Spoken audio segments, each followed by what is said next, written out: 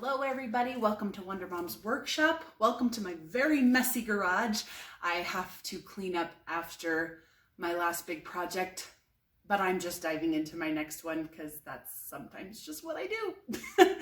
But today I wanted to introduce you to one of my favorite power tools, my saw. Now, I have a lot of people who are interested in learning how to build things, but the thought of using power tools is really scary to them. And it keeps them from learning something new or building a project because they just don't know where to start and don't want to put themselves into danger. And you know what? That's perfectly fine. If you're in that boat and you find yourself scared of power tools, that's not a bad thing. That's actually a really good thing. When I was in my shop classes in college, we were told that my professor was like, you know, I'd rather have you be really scared of a tool than fearless, because if you're scared of something, especially a tool, you're going to take every single safety precaution necessary and you're going to keep yourself safe. Whereas if you are not the least bit scared of the damage that this kind of thing can do, then that's when you get into trouble. So without further ado, let's jump into the safety features of my miter saw. Now, the number one safety feature you have to worry about is the power. If your tool is unplugged, it's not going to cause any danger, okay? So when I walk away from my saw, I just make it a practice to unplug it. I have lots of children running around in the house, and they can't quite reach the plug from the ground to the workbench. So just unplugging it is a really great thing.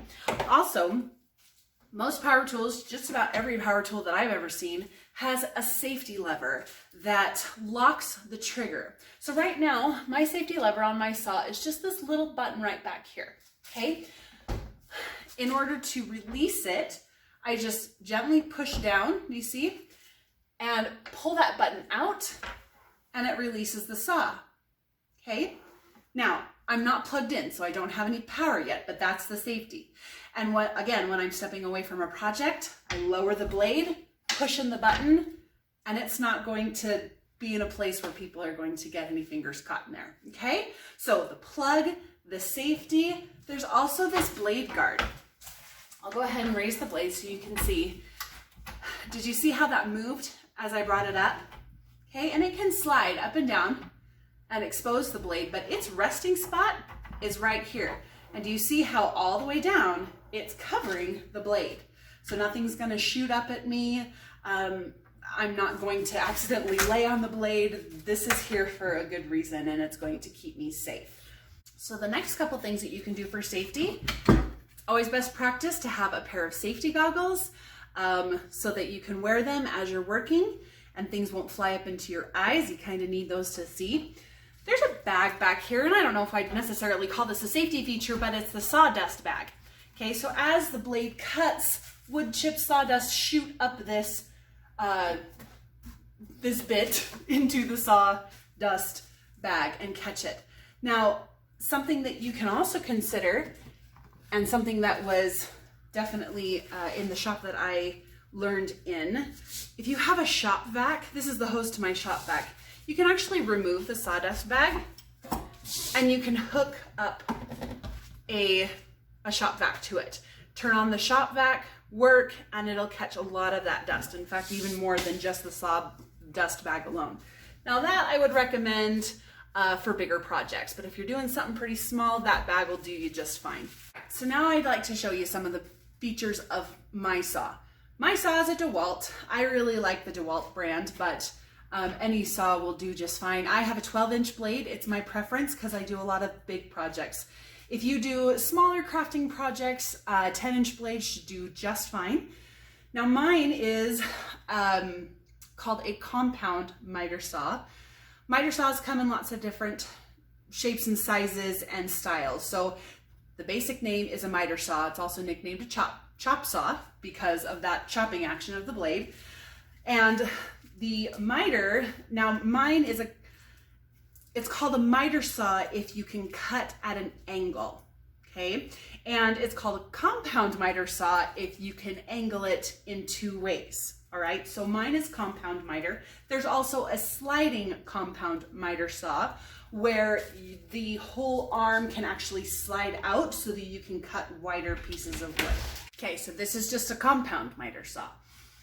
So I'll show you the ways. Now here on the front, there's kind of this black knob, and right underneath there is this lever, okay? Pull that black knob and the lever, squeeze them together, and I can move my saw, hypothetically if it's not stuck, I need to grease it. Okay, so I can pull it over to any sort of angle, and I can actually go the other way with it. There's little notches, and here on the plate are numbers that indicate the degree of an angle that's being cut. Okay, so I can lock it into place and release the safety. And do you see how that guide where the blade goes through, it's at an angle based on this straight plate here. Okay, so that's the angle that I'm gonna cut in that way. But straightforward is just at 0. Okay, the next angle that you can cut is up here. And just underneath the blade, there's another guide that will tell you the angle. And this will tilt the blade this way. So right back here, if you can see my hand, back there is a knob that I just twist, loosen up, and then I can tilt my blade that way, as much as 45 degrees, okay? Make sure that you tighten it when you get to the angle that you want so that it doesn't come loose. And again, when you pull the blade down, it's gonna cut it at an angle across that particular plane. But for today's cutting project, I'm going to keep both of my angles at 0. We're just gonna do a square cut. So today's project, I just have some 2x4s that I'm working with, and I want to show you how to measure so that you get a precise cut. It is really important that you get a precise cut. Some projects are more flexible than others, but precision is important. So measuring tape, fabulous. Pencil, fabulous. So I am going to make a 22-inch cut of this particular 2x4. Now, because I often am working with scrap lumber, sometimes I don't have a perfectly perpendicular edge. So the first thing I want to do is just shave off just the top. Now I know it looks like it's straight, but just to be safe, just a little shave will help ensure that my measurements are accurate and that all of my angles are clean. So putting my safety goggles on, plug in my machine, release the safety. Okay, and on this side of the blade is the trigger. Just a nice little squeeze will activate that blade, and it rotates away from me so that it will kick that dust into the sawdust bag. So I'm gonna put my wood right here, and I'm going to put it up against this back plate, and it'll keep it nice and straight and lined up. And I'm just gonna put it just right next to my blade. Because like I said, I just wanna shave the end off. Now, before I pull anything or do anything, I'm going to bring that blade down to see where it hits my wood, to make sure that it's landing where I want it to. Okay, and it's right there on the edge, and I'm just going to keep it nice and close, but not on top, just a little bit of a gap so I don't have to move it too far. Less room for error, I guess. So pull the trigger. Pull it right down. Let go of the trigger, and I have this nice clean edge. And I just changed my saw blade, so it's beautiful. Now, from this clean edge that I've just cut, now remember safety, if I'm not using it. Okay, so from that edge I just cut, I'm going to take my tape measure and hook it on the end, and I'm going to measure at 22 inches. Now, as you can see, this is right almost at 22. So how you mark this is right at that 22 mark, I'm gonna put my pencil right there on that mark on the measuring tape, and I'm going to make a mark away from that. Okay, and I'm not going to do this just once, because if you notice, when I make that scribble, it's not exactly straight, and it's not going to be exactly straight every time. So I'm gonna do this a second time. Put my pencil right on that measure mark and make another line. And when I move this measuring tape away, you see I have this V. And where that V comes to a point, that is my mark at 22 inches. That is the mark I want to cut at. Now, it's very important that when you saw, the blade does have some width to it. So you want to make sure that the blade lines up to the outside of that mark and not the inside. Because if you cut it on the inside, then you're going to be just shy of 22 inches. And if you're working with precision, then you want to make sure that you are accurate. Okay, so I'm going to line this up. Bring my blade down. Okay, and I'm going to line it up. And there's some holes through this blade guard, so you can actually look through and see how close you are. And that's pretty much right on. I'm right up against the back plate. I'm ready to go. Leave a little gap there. Safety goggles on. Pull the trigger. And pull down. Okay? So, as you can see, that cut went right through that V, right at that point. And just to be sure, it's good practice to measure again. If you can see, am I right at 22? Right at 22. Nice and accurate. Okay, another thing that I like to do, especially if I'm making lots of cuts, is with my pencil, I just mark on the wood what the measurement is, 22 inches, and I set it aside. Okay, and then I'm ready to do the next one.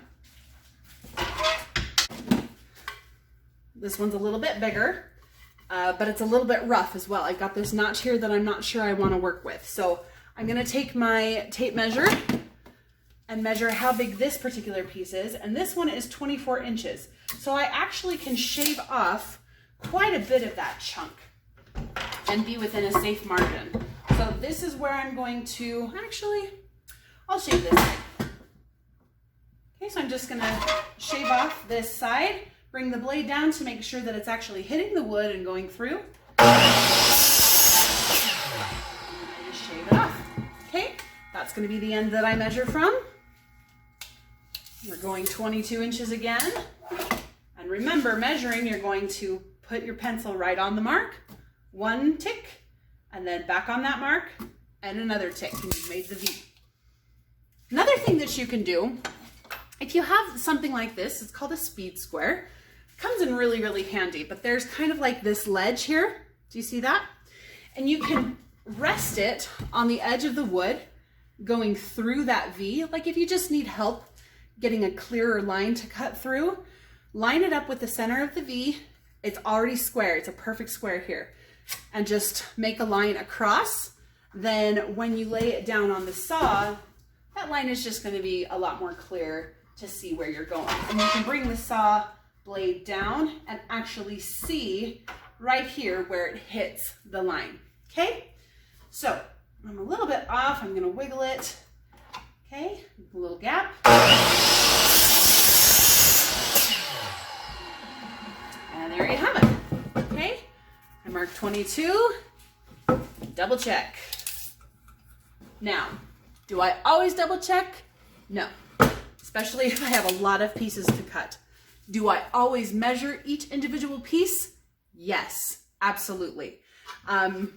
Because when you start, if you start layering pieces of wood like this, there's just more opportunities for the blade to kick back, for things here to slide out of place, put you in danger. So one piece at a time, do measure every individual piece. Some saws do have like an extender table where you can put a marker and just line up every piece with that marker and it'll make a pretty even cut. So yeah, there you have it. That's my saw. Nothing to be terribly scared of. Now as I'm walking away, I'm going to close it, lock the safety, and unplug it. Take care of all those safety measures. Make sure that I and my kids don't lose any fingers. But saws are amazing and wonderful and powerful, and they just make work so much more precise and quicker and easier. So be brave, try a saw today.